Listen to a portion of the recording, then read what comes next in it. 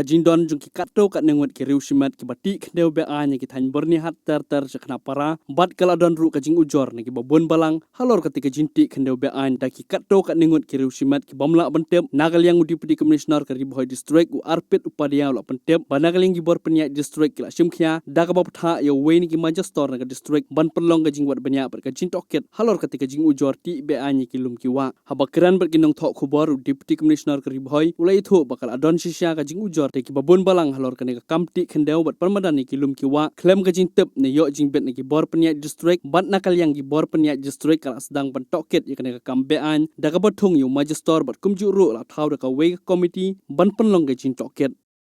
We have received a complaint that because of earth cutting there has been a deterioration in the air quality also.